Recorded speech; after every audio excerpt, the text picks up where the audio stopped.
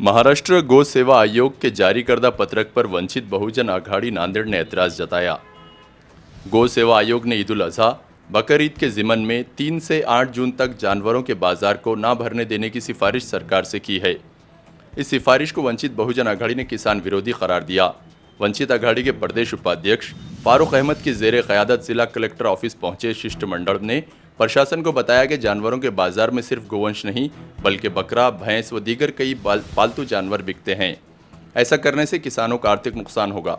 जिला प्रशासन को दिए गए निवेदन में वंचित आघाड़ी ने एक दूसरे पहलू पर भी इंतजामिया की तवज्जो मबजूल करवाई। फारूक अहमद ने बताया कि पुलिस प्रशासन को गौवंश की बिक्री करने वालों पर भी गुना दाखिल करना चाहिए, क्योंकि खरीदने वालों के पास जो जानवरों का दाखला मौजूद होता है, इस पर बेचने वालों की भी डिटेल्स रहती है। इसलिए कानून की पूरी तरह अमलावरी करते हुए खरीदने वालों के साथ साथ बेचने वालों पर भी पुलिस को कार्रवाई करनी चाहिए।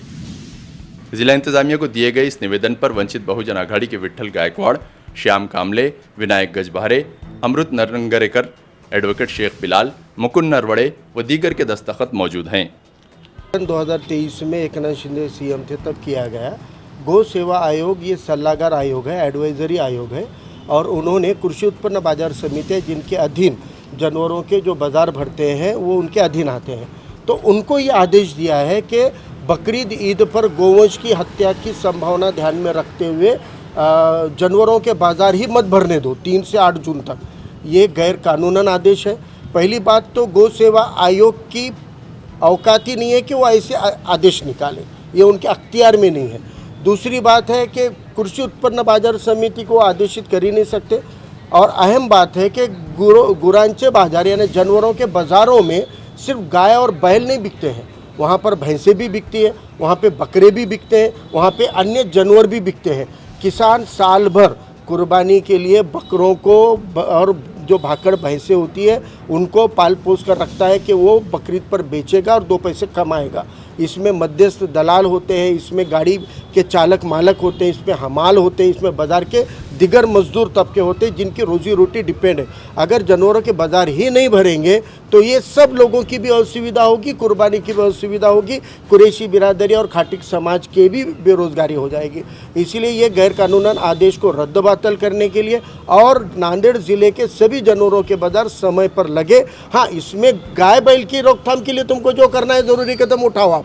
हम कानून के तहत जो सही है उसको सही बोलने वाले लोग हैं, इसलिए उसके हद तक हमारा कोई मसला नहीं है। लेकिन जानवरों के बाज़ार भरने चाहिए, नियमित भरने चाहिए, इसको आप रोक नहीं सकते। दूसरा मुद्दा हमने कहा है कि ये जो महाराष्ट्र प्राणी संरक्षण अधिनियम है, इसके अंदर 5A और 5B के अंदर जो गाड़ियाँ रोकना है वो स्टेट के बाहर जाने वाली गाड़ियों को रोकने के अधिकार है इनको। जो महाराष्ट्र के बाहर निर्यात शब्द है, निर्यात हो रहे हैं राज्य के बाहर, तो वो गाड़ियों को रोकने का अधिकार है। तीसरी बात, अगर गोवंश कत्ल के लिए कोई जानवर की खरीदी बिक्री होती है तो हमने इससे पहले भी कहा और अभी भी कह रहे हैं कि अगर आप कोई गाड़ी पकड़ते और कोई गोवंश कत्ल के लिए जानवर पकड़ा जा रहा होगा तो उस वक्त में आपको सिर्फ खरीदने वाले और गाड़ी के वाहतुक करने वाले पे गुना दाखिल होने से काम नहीं चलेगा। कानून में क्लियर प्रावधान है 5B में कि सेल और परचेस, खरीदी और बिक्री दोनों गुना है, तो बेचने वाले का भी दाखला है ना भाई। जब गुना दाखिल हो ही रहा है तो फिर बेचने वाले पर भी होना चाहिए। किसी भी कानून की कड़ेकोट अमलबजावनी होनी चाहिए। अगर गुना दाखिल कर रहे हो तो दोनों पर भी बराबर होना चाहिए। बेचने वाला बेचारा है और खरीदने वाला गुनहगार है, ऐसा कानून नहीं मानता। इसलिए हम ये कहते हैं कि पूरे कानूनों का कड़ेकोट आप नियोजन कीजिए, कड़ेकोट अमलबजावनी कीजिए, और अगर कानून के दायरे में रहते हुए अगर आप नहीं चल रहे तो इसका विरोध होगा। इसलिए हमने ये अपील की है जिला प्रशासन को कि नांदेड़ ज़िले और सभी तालुके के अंदर जानवरों के बाज़ार भी भरने चाहिए, और जब गुना दाखिल किसी पे होगा तो खरीदी और बिक्री दोनों पर होगा। सर, ये कायदे के अंदर तो सोशल मीडिया पे अपील की जा रही है कि भाई तुम जानवर खरीदो ही मत, तो इस बारे में आपका क्या कहना है? देखिए, ये तो बहुत सी, ये एक ट्रैप है, ये एक ट्रैप है। ट्रैप क्या है आप समझ लीजिए कि बेचने वाला और पकड़ के देने वाला और बीच का पुलिस डिपार्टमेंट ये एक साथ जुड़े हुए हैं। ये पार्टी 1 है, इसमें बलि का बकरा बनता है खरीदने वाला।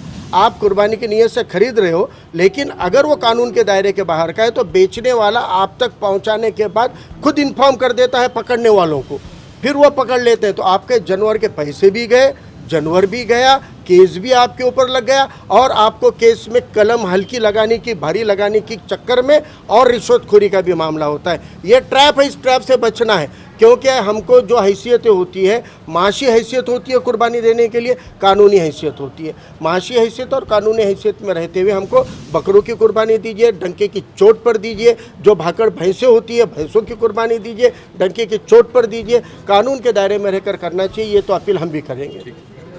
आणि या पेरणीच्या दिवसामध्ये जनावरांची, विशेषतः बैलांची जी खरेदी विक्री होते शेतकऱ्यांसाठी, ती खूप महत्त्वाची आहे। शेती कामासाठी आता वर्षभर पैसा जमा करून काही शेतकरी बाजारातून नव्याने बैल खरेदी करतात शेतीच्या मशागतीसाठी।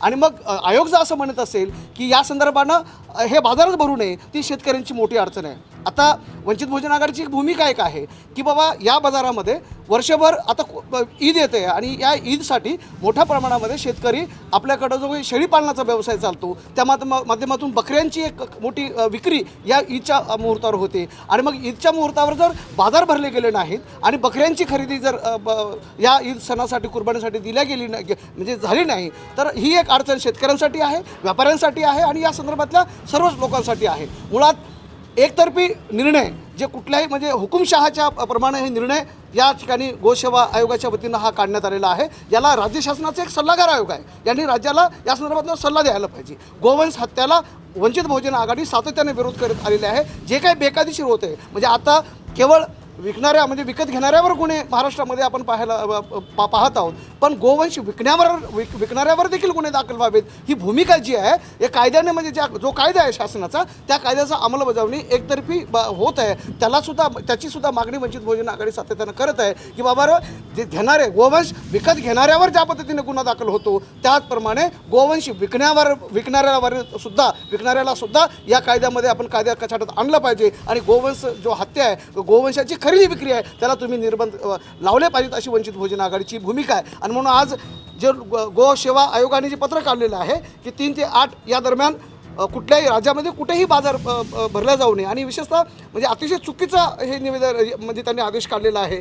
हे आदेश एकतर सरकारने काढलेलं पाहिजे होतं, मी मागे म्हणालो होतो त्याप्रमाणे, पण हे न करता त्यांनी अगदी खालच्या जो हे आहे पंचायत समितीच्या आयोगाला त्यांनी ते पत्र काढलेलं आहे, चुकीचं आहे। याचा निषेध करतानाच महाराष्ट्रामध्ये 3 ते 8 दरम्यान मोठ्या प्रमाणामध्ये जनावरांचे बाजार भरावेत आणि त्यासाठी शासनाने पुढाकार घ्यावा, अशी एक मागणी वंचित बहुजन आघाडीच्या वतीने आज आम्ही केलेली आहे।